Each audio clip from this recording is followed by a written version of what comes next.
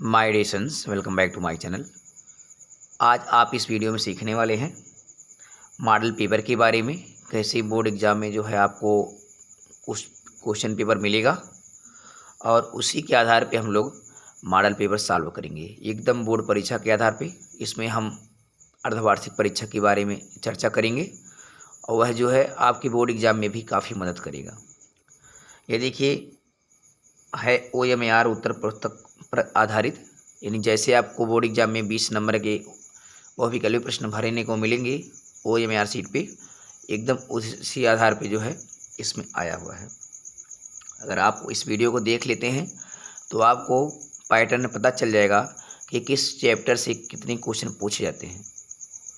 तो आइए हम लोग देखते हैं। इसमें सिर्फ हम जो है 20 बहुविकल्पीय प्रश्नों को सॉल्व करवाएंगे, बाकी वर्णनात्मक प्रश्न जो है आपको बाद में बता दिया जाएगा। देखिए समय 3 घंटे का मिलेगा आपको बोर्ड एग्जाम में, और यहाँ पे लिखा है 20 + 50, 20 बहुविकल्पीय मिलेगा और 50 वर्णनात्मक मिलेगा। ठीक है। प्रश्न पत्र 2 खंडों में है। खंड क में वस्तुनिष्ठ है बहुविकल्पीय और खंड ख में वर्णनात्मक है। तो इसे 20 बहुविकल्पीय प्रश्नों के बारे में हम लोग चर्चा करेंगे। तो आइए देखते हैं। पहला प्रश्न है, आप देख पा रहे होंगे। पहला प्रश्न है, पंडित प्रताप नारायण मिश्र लेखक हैं, किस युग के लेखक हैं? तो आपको इस पे चर्चा करना है कि जितने भी युग हैं हिंदी में, छायावादी युग, द्विवेदी युग, इन सबको आप पढ़ लें, उनसे प्रश्न जरूर बनते हैं। देखें, पंडित प्रताप नारायण मिश्र लेखक हैं किस युग के? द्विवेदी युग के, भारतेंदु युग के, शुक्ल युग के, शुक्लोत्तर युग के। तो आपको पता होना चाहिए कि पंडित प्रताप नारायण मिश्र जो हैं वो भारतेंदु युग के लेखक हैं। अगला प्रश्न है, कृति, जो कृति है रचना कंकाल, ठीक है, कंकाल के लेखक हैं। तो जयशंकर प्रसाद, मुंशी प्रेमचंद, रामकुमार वर्मा, मैथिली शरण गुप्त। तो जो है कंकाल के लेखक हैं जयशंकर प्रसाद।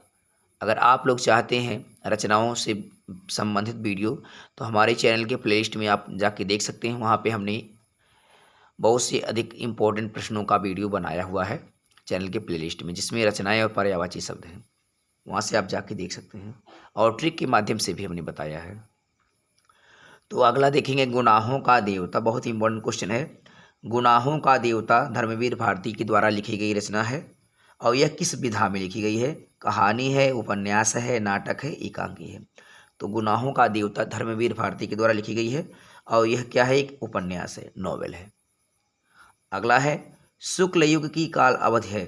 जितने भी युग हैं उनकी काल अवधि को आप देख लेंगे, पढ़ के जाएं, क्योंकि काल अवधि भी पूछा जा सकता है। 1850 से 1900 ईस्वी तक, 1900 ईस्वी से 1920 तक, 1919 से 1938, 1938 से 1947। तो जो शुक्ल युग की काल अवधि है 1938 से 1947 तक है। फिर अगला प्रश्न है, भगवत शरण उपाध्याय द्वारा रचित निबंध कौन सा है? ठूठायाम, ठेले पर हिमालय, दृष्टिकोण, नदी के द्वीप। तो भगवत शरण उपाध्याय द्वारा जो रचित निबंध है वो ठूठा आम है, इसको आप देख लेंगे। अगला है, सूर सागर किसके द्वारा? सूर सागर, सूर सरावली, इसे आप चीज़ों को अगर मिलता है तो आपको पता होना चाहिए सूरदास के द्वारा। सूर सागर किसके द्वारा रचित है? इसके नामे में इनका नाम छिपा हुआ है, तुलसीदास, सूरदास, कबीरदास, बिहारी। तो सूर सागर हैं तो सूरदास हो जाएंगे। फिर आता है, तुलसीदास के बचपन का नाम? राम बोला, कृष्ण बोला, श्याम बोला, लक्ष्मण बोला। ठीक है, तो तुलसीदास के बचपन का नाम था राम बोला। अगला है, तुलसीदास के गुरु का नाम क्या था? नरहरिदास, वल्लभाचार्य, रामानंद, कबीरदास। तो तुलसीदास के गुरु का नाम था नरहरिदास, इसको देख लेंगे आप। अगला है, गंगा लहरी रचना है। गंगा लहरी किसकी रचना है? पद्माकर की, बिहारी की, भूषण की, मतीराम की। तो गंगा लहरी जो है 2 रूपों में लिखी गई है, एक हिंदी में लिखी गई है, एक संस्कृत में। ठीक है, हिंदी में तो आपका हो जाएगा पद्माकर।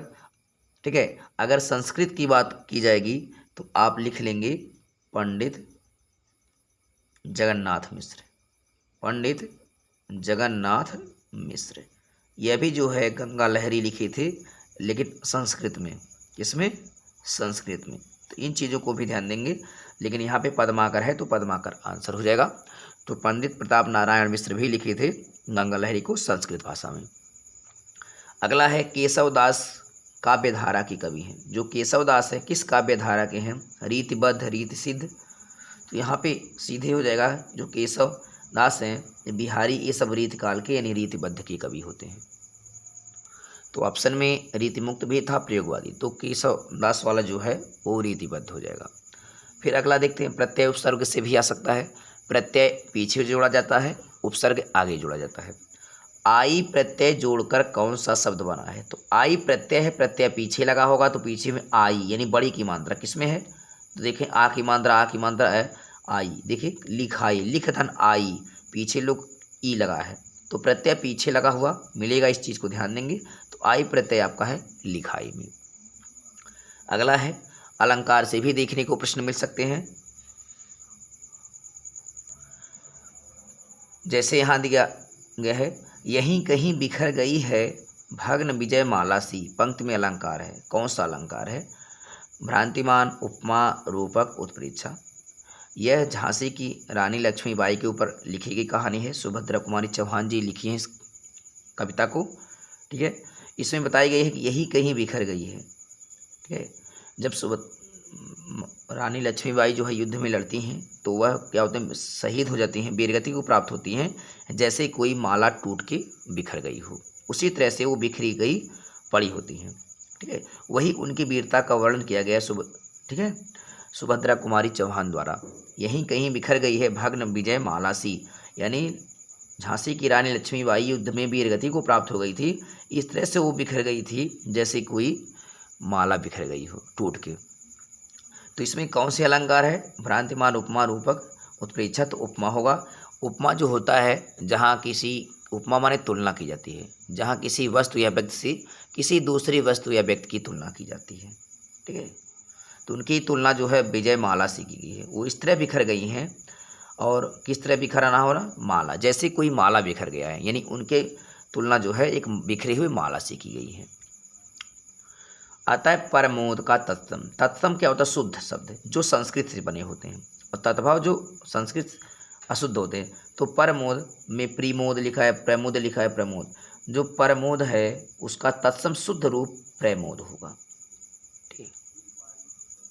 अगला प्रश्न है, जिनके आगे ठहर सकी जंगी न जहाजी हैं ये प्रसिद्ध छत्रपति भूप शिवाजी।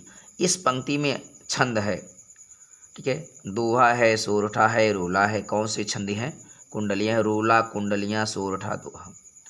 तो ऐसी चीज़ों को पहचानने का तरीका है, देखिए उसकी कुछ ट्रिक हैं जिसमें लघु वर्ण और दीर्घ वर्ण आते हैं। तो यहाँ पे हमारा आंसर जाएगा रोला। रोला में क्या होता है आपको पता होना चाहिए कि रोला में कुल 24 मात्राएं होती हैं। कितनी मात्राएं होती हैं? 24 मात्राएं टोटल होती हैं। और देखिए पहले और तीसरे में, पहले और तीसरे चरण, जो पहला और तीसरा चरण होता है उसमें 11 मात्राएं। कितनी कितनी मात्राएं? 11। और दूसरे और चौथे चरण में 13 मात्राएं होती हैं। इसी से आपको पता चल जाएगा कि यह क्या है? रोला है। अब कैसे मात्रा कौन कौन सी होती है? लघु वर्ण होता है और दीर्घ वर्ण होता है। लघु वर्ण को हम लोग एक लाइन से दिखाते हैं, दीर्घ वर्ण या गुरु वर्ण को एक यश से दिखाते हैं। ये एक पाई एक मात्रा को दिखाता है, जो यश तरह होता है गुरु वर्ण, ये 2 मात्रा को दिखाता है। इस चीज़ को आपको ध्यान देना होगा, ठीक है। अब आते हैं, देखिए जैसे जिन के आगे अगर इसको देखा जाए तो जी पिछोड़ी की मात्रा, छोड़ी की मात्रा के लिए एक लघु वर्ण, और न भी लघु वर्ण, और कै पे एक ही मात्रा है, एक ही मात्रा गुरु वर्ण में आएगा, उसको डबल एस से दिखाएंगे। आ बड़ा मात्रा है उस पर गुरु वर्ण लगाएंगे, एक ही मात्रा के लिए गुरु वर्ण, और यहाँ पे कोई मात्रा नहीं तो लघु वर्ण है, ठीक है। तो यहाँ पे 11 और 13 के बीच में विराम लगा होता है। देखिए 11 मात्रा, आप गिनेंगे 11 मात्रा है या नहीं तो देख पाएंगे 1 2 4 2 6 2 8 3 11 मात्रा।